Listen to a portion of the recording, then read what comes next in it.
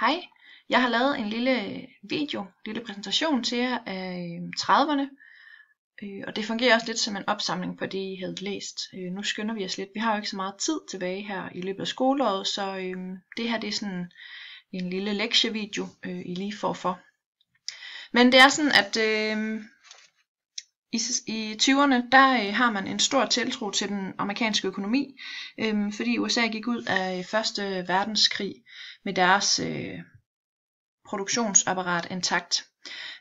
Europa det var nedslidt, fordi at de skulle jo fremstille krudt og kugler og våben til osv. for at de kunne føre den her krig.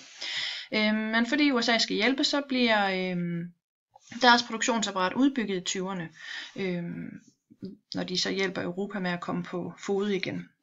Så får Europa så deres produktionsapparat op at køre igen i slutningen af 20'erne, og der sker så ved det, at USA ligesom ender i en overproduktion.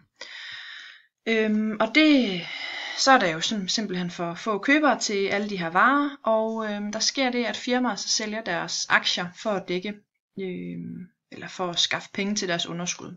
Så kommer der selvfølgelig et stort udbud af aktier, og da mange af de her ikke har nogen dækning i produktionen, så bliver kursfaldet voldsomt, som der står her, og aktierne mister deres værdi. Og så sker der det, som I måske har hørt om, altså Wall Street krakkede i oktober 1929, også kendt som sorte torsdag. Og grunden til, at det bliver en verdenskrise, det er fordi de europæiske banker, de har foretaget aktiekøb i USA. Eller de har prøvet at dække deres udlæg gennem store lån i de amerikanske banker. Og da så det her krak, det kommer, så kan de ikke betale deres gæld tilbage til USA. Og det er derfor, at det egentlig bliver en verdenskrise. Rigtig mange firmaer går fallit, og det skaber selvfølgelig arbejdsløshed. Og det var egentlig arbejderne og småborgerskabet, som mærkede virkningerne hårdest af den her økonomiske krise. Og småborgerskabet vil jeg vende tilbage til lige lidt senere. I Danmark der varede det lige lidt før man tog krisen alvorligt, eller sådan for alvor begyndte at mærke den. 1930 det var endda et rigtig godt økonomisk år for Danmark, fordi priserne på de importerede råvarer de faldt mere end på de færdigvarer, som vi eksporterede. Men i løbet af 1931 der kommer krisen så for alvor. Man kan sige, at allerede i 1924, der har vi en arbejdsløshedsprocent på 11, men så i starten af 30'erne, der er den altså helt op på 30%, så det går altså hårdt ud over rigtig mange, den her krise. Så kan man sige, hvad sker der med litteraturen i Danmark, og der sker sådan set det, at man begynder at interessere sig for de sociale forhold igen, og det er lidt ligesom vi ser under det folkelige gennembrud, som vi havde for ikke så lang tid siden. Og måske kan I allerede nu begynde at fornemme den her bølgen frem og tilbage, som litteraturen har i løbet af her fra starten af 1900 og så frem faktisk indtil i dag, med at vi har en realistisk retning, så kommer der mere den her modernistiske retning, som vi så med ekspressionismen, og nu er vi altså over i den her realistiske litteratur igen, hvor man begynder at interessere sig for, altså hvordan livet ser ud for rigtig mange mennesker. Man interesserer sig for den økonomiske krise, og hvilke problemer den ligesom medfører for de mennesker, som den rammer. Og man kan sige, at 30'erne handler rigtig meget om den her socialrealistiske litteratur, som man kalder den, fordi de tager sociale emner op. Og det er jo hverdagsproblemer, og sproget er også hverdagssprog. Nu har I jo læst nogle romaner, så I kender jo godt lidt til det her. Kollektivromanen er også en genre, der kommer frem i 30'erne, og den vil jeg også lige kort vende tilbage til i slutningen af den her præsentation. I vores lille forløb her om 30'erne, det bliver et meget kort forløb, for vi har ikke så meget tid, der skal vi læse om det, der hedder Den lille mand i litteraturen. Og det er altså den befolkningsgruppe, som krisen gik meget hårdt ud over. Det er den her småborgerskabet eller lavere middelklasse, som der står her. Og småborgerskabet er altså den samfundsgruppe, der kom i klemme i krisen. Man kalder også småborgerskabet for den lille mand.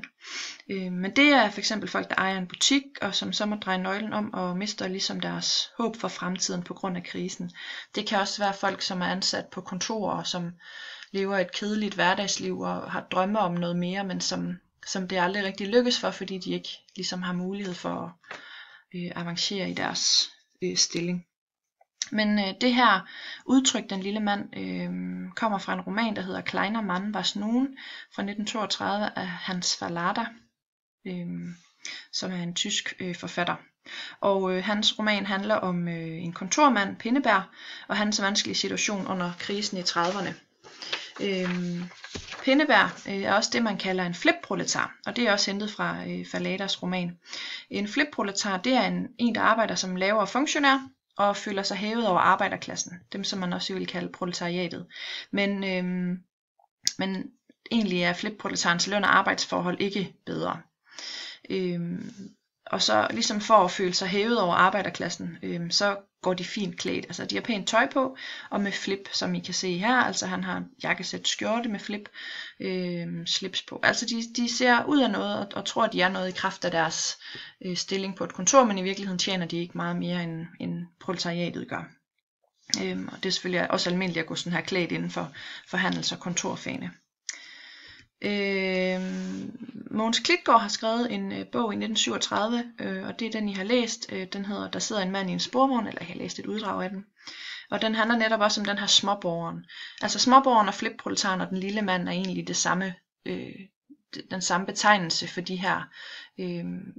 den her befolkningsgruppe i 30'erne. Så det er sådan 3 ord for det samme, kan man sige. Og her kan I jo lige se et flot billede af måske en moderne flipproletar.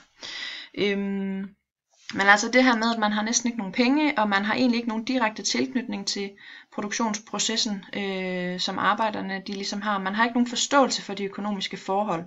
Og der er heller ikke nogen tradition for at organisere sig og stille lønkrav, ligesom arbejderklassen jo egentlig er kendt for at gøre. Man står ikke sammen, man holder ikke sammen.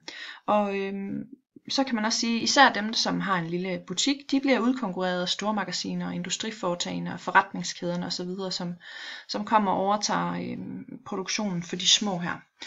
Men det, I har læst, handler jo selvfølgelig også om den her, den, der sidder en mand i en sporvogn, handler også om den her småborgeren, den lille mand eller flipproletaren, og han hedder jo Lundegård, og det er hans forretning, der går nedenom og hjem, og hvilke angst og drømme han så får og har. Så det er sådan et eksempel på den her småborger. Så er der kollektivromanen. Først vil jeg lige sige, at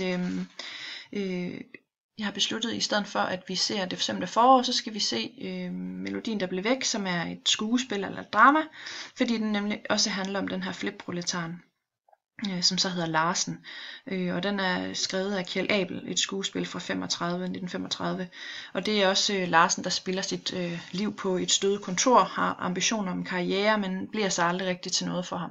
Så den vil vi gå i gang med i den her uge, og se den, og så dropper vi Det forsømte forår, fordi I alle sammen har læst eksempler. Stort set mange af jer har læst kollektivromaner.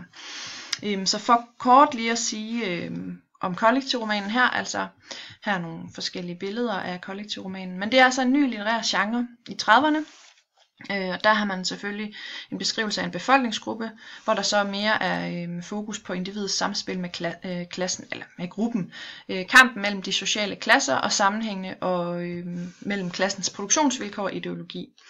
I kan huske måske, at jeg snakkede om de her 3 faser, som dannelses- og udviklingsromanerne har. Dannelsesromanerne er dem, der hører til under romantikken. Udviklingsromanerne er dem, der kommer der under det moderne gennembrud. Vi læste jo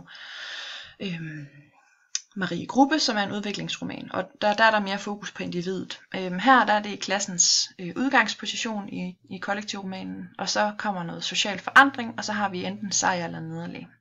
Miljøet er også typisk henlagt arbejdsplads, lokalområde, boligkompleks eller skoleklasse, det ser I jo her i Det forsømte forår, hvor man følger en klasse. Og der er altså fokus på gruppens udvikling i den her. H.C. Branders Legetøj handler også en kollektivroman, men den skildrer også det nazistiske Tyskland, hvor det så er skrevet i en legetøjsforretning eller et legetøjsimperie. Men den når vi så ikke at læse. Men der findes selvfølgelig også andre retninger i 30'erne. Der er også man kunne selvfølgelig også have haft fokus på arbejderklassen. Men altså, bliver vores fokus så det her socialrealistiske, og den lille mand, flipproletaren, lavere middelklasse. Det var egentlig det, jeg havde til jer. Jeg håber, I sådan nogenlunde er med på lige kort 30'erne, hvad det er for en periode, og hvis ikke, så må I selvfølgelig stille spørgsmål, når vi ses igen.